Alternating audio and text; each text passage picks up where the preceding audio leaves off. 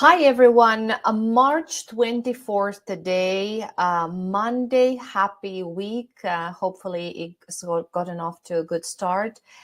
Last week, this time of the year, always we have the World Happiness Report coming out, and for the 8th time in a row, Finland is topping that list.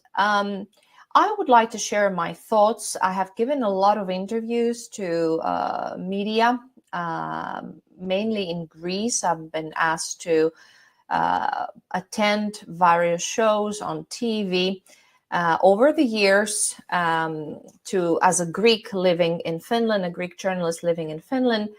So I have looked into the data myself. I go beyond the news media articles. So I'm downloading the reports, checking the methodology, and I think I know what's going on. Allow me to share with you what is really the World Happiness Report about, because it seems to me that many of the people are not really aware of the methodology, of what factors are being taken into consideration. So there is a lot of confusion amongst also people who should know, because they're working in tourism, they're working in urban development, they're working in decision making, but they don't really know. Of course, it's great for branding to say that Finland is the happiest country.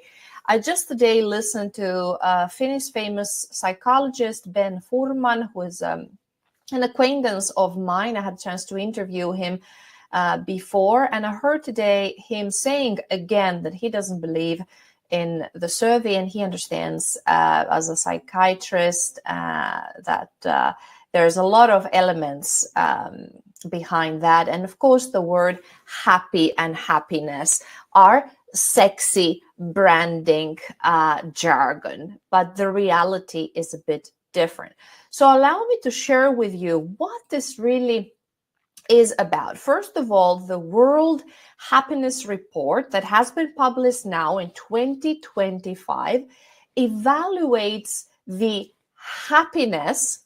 I don't know if it's happiness as a sexy branding language, or is it life satisfaction, or what it would be, content would be the right word. But it's a self-assessed self-satisfactions and various other contributing factors. So let's see the factors that they are, let's call them data and carved in stone. First of all, we have the gross domestic product per capita. That reflects the average income, the standard of living. So let's say this is a fact. Finland has a high GDP per capita. Second, the healthy life expectancy. These are also facts for Finnish male. The average age is 78.96, so about 79 years, and for females 84.19. So women live more than men, as I think it's a global phenomenon. So 84 is the average age and life expectancy for females in Finland, and for males 78.9, so approximately 79. So these are facts. The overall expectancy, life expectancy in Finland has been steadily rising. I'm even surprised that every year on the 6th of December, when we are celebrating the Finnish Independence Day, I see on TV the veterans, and some of them are so old and so well kept. And just as I told you before, I just love the Finnish elderly people. They're so adorable. And despite the harshness and the hard life that they've had, they have lived, many of them, very long. So let's say these are the two facts, the gross domestic product and the life expectancy. Now, the other factors that they're taking into consideration are being asked from individuals. So the data they're analyzing, they're conducting Gallup World Poll is conducting interviews. They either conduct 1 hour face-to-face interview or mostly 30-minute telephone interview. So either for 30 minutes on the phone, or some people may be invited in a focus group. I don't know, ours individuals, this is not clear from what I've been trying to look into, but nonetheless, face-to-face 1 hour and over the phone 30 minutes. They're asking questions that is self-assessment to 1,000 people. So 1,000 people in Finland have been asked questions to evaluate themselves from 0 to 10, the Cantril scale. So 0 being the lowest and 10 the highest. So the respondents rate is within that scale. The respondents are only 1,000 people. And the time frame, for instance, for the data of 2025, or the report that was now has now been published last week, the data are over a 3-year period, 2022, 2023, and 2024. So this data is looking a little bit back in time. Already 2022 was COVID time, right? So from 2022 to 2024, and the data is published now, 1,000 people being interviewed. Now, the other questions, other than those two that we said are more factual, the GDP and the life expectancy, are the social support that measures the perceived, right, the respondents, how they perceive the availability of assistance when they are in need. So in times of need, the question is, do you feel that you have an assistance, that there is some support for you if you're elderly or whatever your life situation might be? So from 0 to 10. Now, the other issue that is being researched is the freedom to make life choices. And again, this one assesses the individual perception, so it's self-perception of autonomy into making life decision. Whom am I want to be with? Oh, how should I be dressed? What job should I do? So freedom to make life choices. Again, based on my personal, on those 1,000 respondents' personal experiences and insights. Then another thing that's being asked is about generosity. They're asking, for instance, have you recently donated? Have you been engaged in such charitable behaviors, volunteering, donating, maybe donating blood?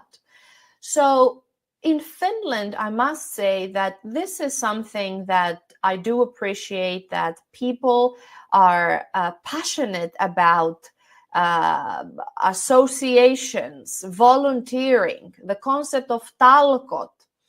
All this show that there is some cohesion in the society and the common good, and people are volunteering to the degree that they can for whatever purposes they want to volunteer. So volunteering is one, and donations, so generosity, that's the umbrella that it's being investigated. And the last one is perception regarding corruption. This now captures the public opinion, so this 1,000 respondents' opinion on how corruption is prevailing in governance and in government and in business. So their perception, not the fact that is there corruption or not, but how those respondents feel about corruption.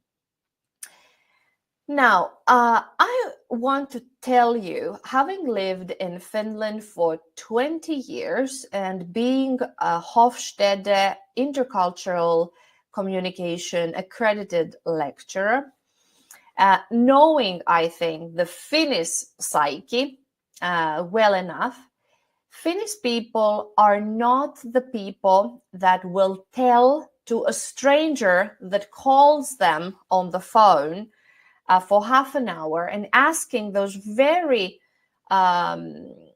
specific questions and very personal even questions. They're not the people, Finnish people are not the people to openly say how they feel and complain.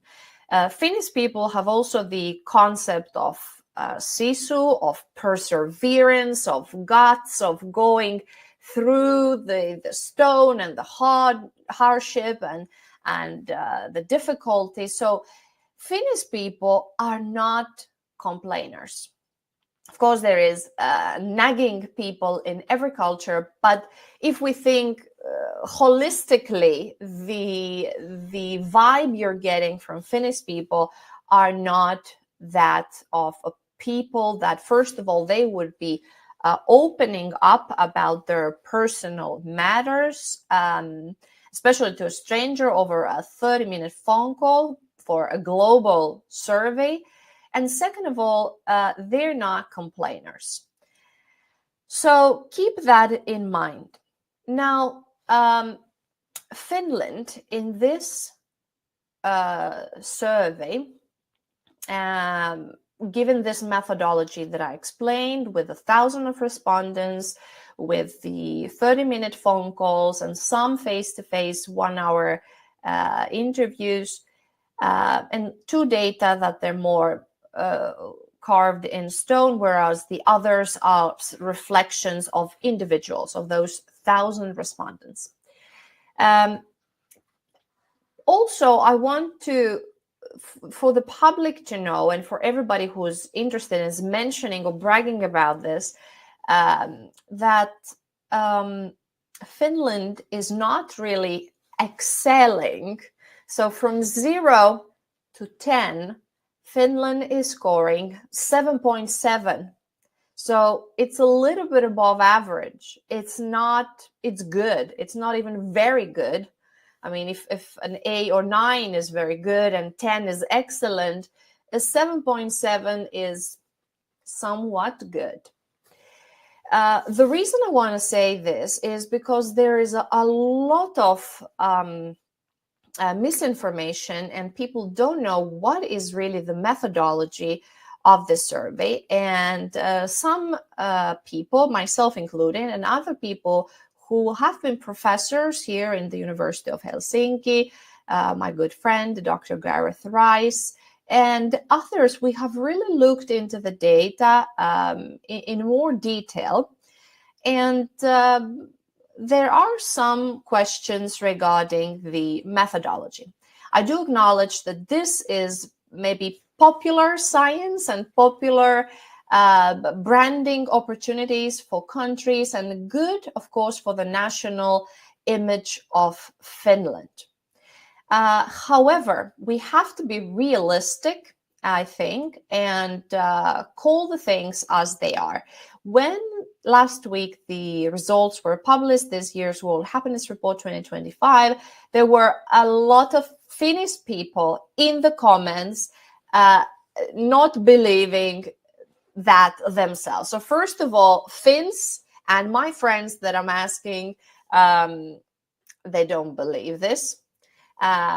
Only if they work in tourism or for the city of something, or the visit Finland. So then they use it, of course, for as their communication, obviously. And absolutely, when they say that Greek cuisine is the world's best or amongst the top 3 or number 1, of course we for a week or 2 we brag and say, yes, great, we have great cuisine and so on. But what is really concerning to me and many others is that Finland has very high drug abuse amongst young people. This is something I believe we should absolutely focus on. People in Finland have indeed very high income. The cost of living is also high, but in Finland, they could be parents. If there's two parents in the household, in the family, that maybe each of them earns 5,000 euros each or more, or the mother 4.5 and the father 7, or vice versa. So there's a lot of money coming in the house, and the parents are so deprived of time, and the easy solution is to give money to the children. And we have a big problem with drugs amongst young people. And that's a fact that's been communicated also in the news media here in Finland. And that concerns me as a mother of a young boy. Now, the second thing that concerns me, of course, we try to maintain the healthcare services, and reforms are being made, and the situation is globally what it is. Finland is somewhat keeping up, but there are signs of a decline in various ways in society, in the economy. But I think I'm still very hopeful that by the end of the year things will be better, or at least stabilized. Let's see. Of course, the situation is global. It's not only Finland that is calling the shots. But anyway, the other thing I wanted to bring to your attention, and I want to show you here, I'll share my screen, is that here I'll show you, I'll add to the stream here, and I'll make it bigger so you can see. Let me remove this from the screen. Now you see probably, let me magnify a bit. This is from Amnesty International, that Finland must dismantle structural racism now. This article, amongst others, say that Finland needs to work towards eliminating discrimination and racism. And Finland, as you see, is one of the most racist countries in Europe. This is shocking, isn't it? Would you have thought that the world's most happiest country is one of the world's or Europe's most racist countries? According to the Finnish Institute of Health and Welfare, THL, nearly 40% of people with foreign background in Finland experience discrimination within a year. Employment discrimination and exclusion influence the livelihoods of racialized minorities by perpetuating inequality. Research indicates an apparent bias in the hiring process, which aims to benefit candidates with Finnish-appearing names while failing to seriously consider applicants who appear outside of Finnish identity.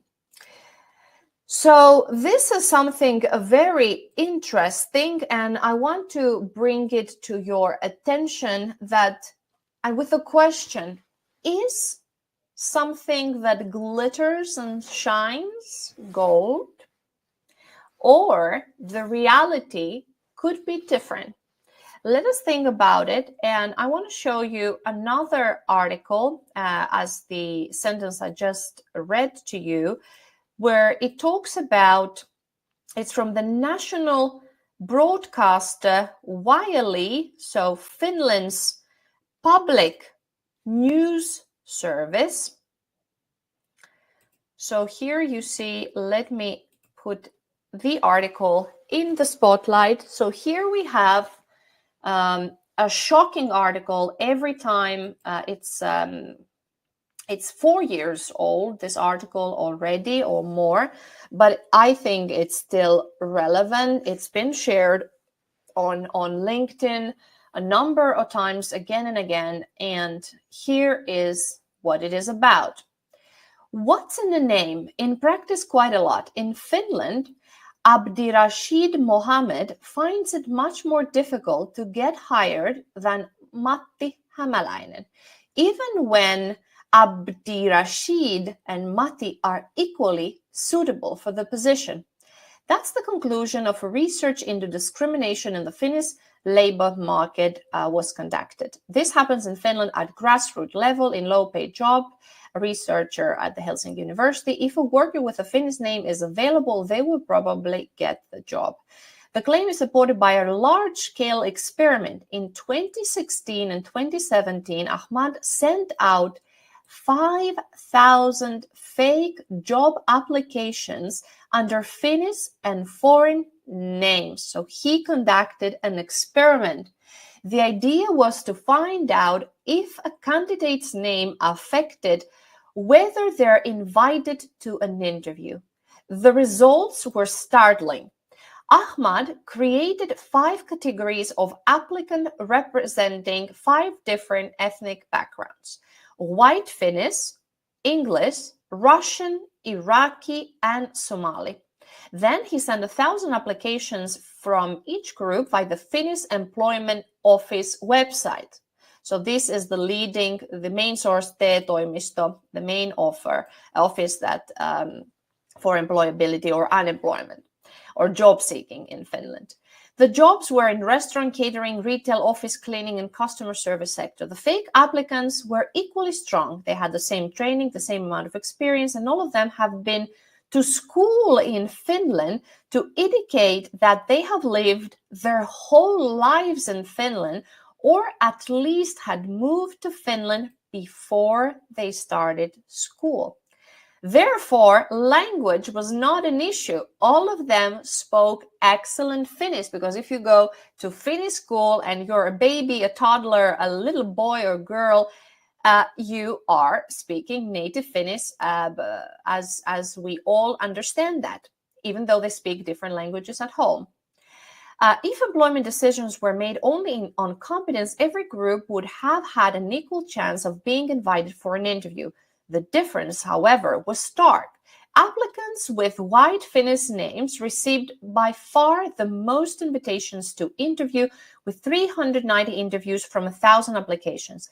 The Iraqis got 134 and the Somalis just 94. Here you see the graph, women red, men blue, and here we have the experiment showing the ethnic discrimination in the Finnish workplace.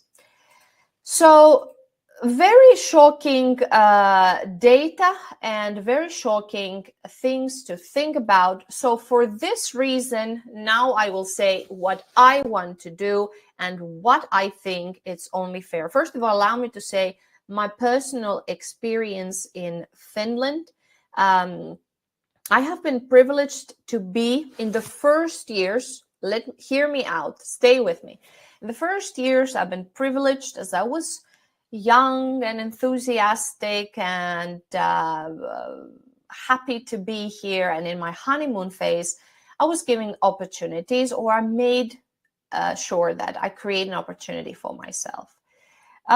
Later on, I noticed, especially after becoming a mother and aging, that I didn't have the same opportunities.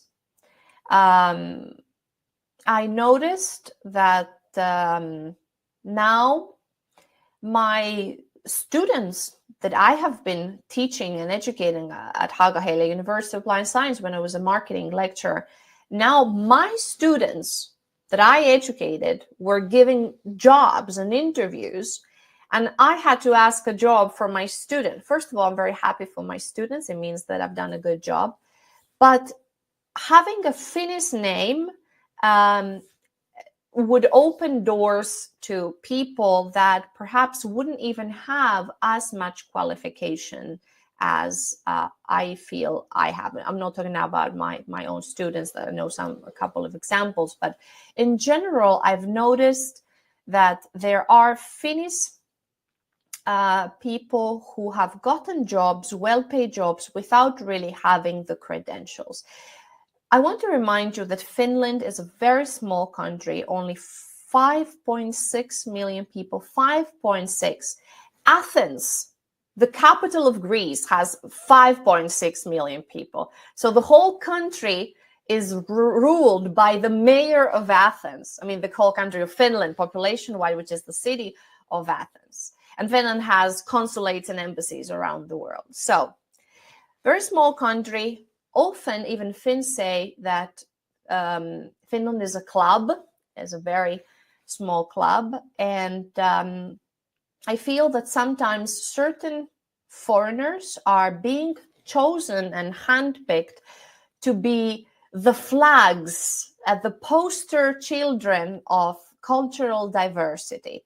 But then there is certain quota. You can take so much foreigners in your organization to show that you're diverse. That's about it.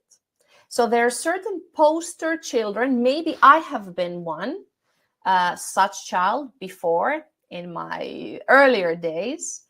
But then what I notice is that unfortunately for well-educated foreigners who have master's degrees and PhDs and they really want to stay in Finland and contribute and work and raise their families here, there's a certain glass ceiling.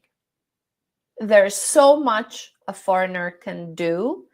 And going a little bit beyond, you have to prove you're 10 times better, sometimes to be considered half good. What I would like to do, if I'm giving the 400 votes I need to go into the Espoo City Council, 500, I think these are the numbers. So if I get 400, 500 of you to trust in my vision, I would like to apply anonymous recruitment to every job in the city of Espoo and in all Espoo cities companies. So, are you with me? Do you want anonymous recruitment? This is something that Espoo is somewhat implementing, but I would like to lobby and fight for this, that the 75,000 foreigners living in Espoo, making it one of the most diverse international cities in Finland, applies an anonymous recruitment, and in hopes, in all its positions. This is my stance, and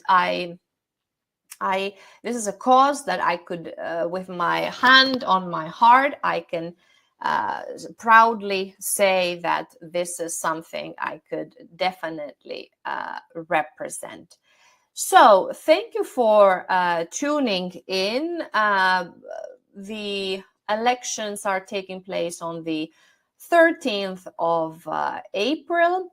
And I'm very happy if something I've said and where I belong in my mind, in my views, in my values resonates with you, and you would like to cast your vote to me.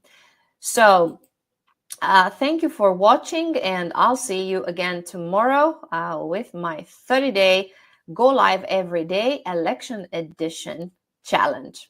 Bye.